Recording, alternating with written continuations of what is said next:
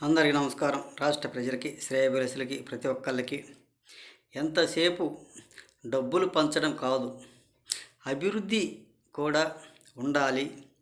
సుస్థిరమైన పాలన అందించాలి.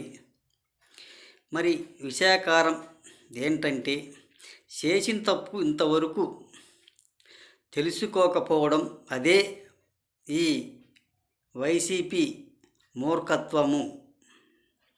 ఏమిటంటే, జరిగిపోయిందంతా, జరిగిన తప్పులన్నా ఇంతవరకు తెలుసుకోకపోవడమే ఆయన మూర్ఖత్వం.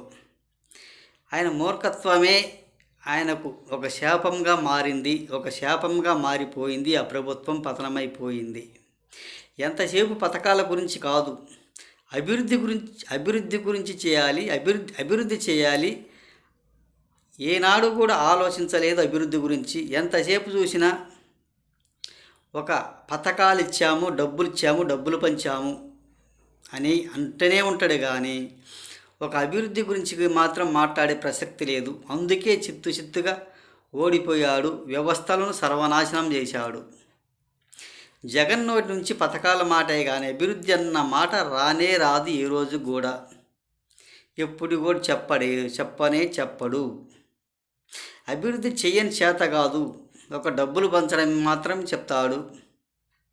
అది ఆయన ఒక మొద్దు నిద్రలో ఈ ప్రభుత్వం కూడా ఏం చేసింది, ఎలా చేసింది అది మర్చిపోయాడు. ఆయన నిద్రమోహం బట్టి రాష్ట్రాన్ని సర్వనాశనం చేస్తూ, నేను పథకాలు పంచాను, డబ్బులు ఇచ్చాను అన్న మాటే కానీ ఒక అభివృద్ధి గురించి మాత్రం మర్చిపోయాడు.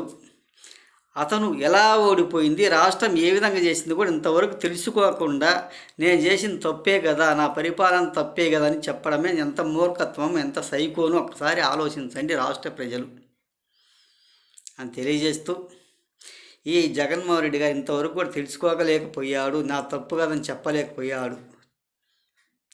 చెప్పడం లేదు. అదే ఒక సైకో, ఒక మూర్ఖత్వం. తెలుసుకోలేకపోవడమే ఒక ఆయన పనితనము. అంతేగాని రాష్ట్ర ప్రజల గురించి ఏనాడు కూడా సరిగా చేసిన వాడు మాత్రం కాదు.